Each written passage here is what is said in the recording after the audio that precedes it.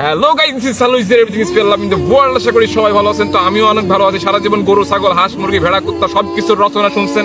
আজকে আমি শোনাবো মানুষের রচনা। মানুষ একটি প্রাকৃতিক সম্পদ। মানুষের দুইটা হাত এবং দুইটা পা আছে। শুধু এইটাই নয়, হাত ও পা তো কুকুর, ছাগল, ভেড়ারও আছে। আরো দুইটা জিনিস আছে, আবেগ এন্ড বিবেক। আপনার কাছে আবেগ আছে, আপনার কাছে বিবেক আছে। আপনার কাছে সত্য, মিথ্যা, ভুল এগুলো যাচাই করার বুদ্ধি আপনার কাছে আছে। এখন আপনি নিজেকে প্রশ্ন করেন, আপনি কি মানুষ নাকি মানুষ না? আপনি যদি মানুষ হয়ে থাকেন, তাহলে একটা অসহায় ব্যক্তির কষ্ট দেখে আপনার অবশ্যই কষ্ট লাগবে। আর যদি অসহায় ব্যক্তির কষ্ট দেখে আপনার কষ্ট না লাগে, তাহলে আপনি নিজেই বিচার করেন আপনি মানুষ নাকি মানুষ না। কারণ পশু, পাখি, কুকুর, ছাগলের মানুষের কষ্ট দেখে কিংবা কোনো জীবজন্তুর কষ্ট দেখে কষ্ট হয় না।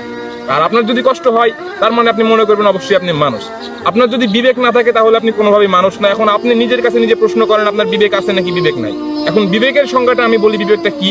আপনার সামনে দুইটা জিনিস রাখা আছে, একটা জিনিস খাইলে ভালো, মনে করেন সাপোজ আপনার সামনে মদের বোতল রাখা আছে প্লাস দুধের বোতল রাখা আছে। মদ খাইলে আপনার ক্ষতি, এটা আপনি জানেন। দুধ খাইলে আপনার উপকার, এটাও আপনি জানেন। এখন বিষয় হচ্ছে আপনি কোনটা খাবেন। আপনি যদি দুধ খান, আপনি জানেন যে না, যে দুধ খাইলে আপনার উপকার হবে।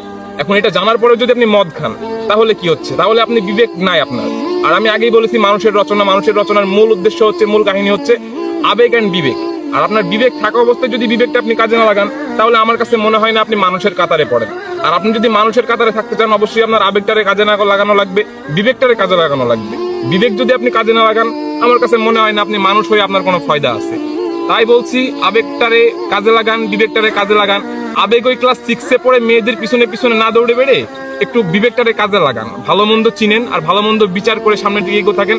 তো আশা করছি ভিডিওটা ভালো লেগেছে। লাইক, কমেন্ট এন্ড শেয়ার দিয়ে পাশেই থাকবেন। তো আশা করি সবাই ভালো থাকবেন।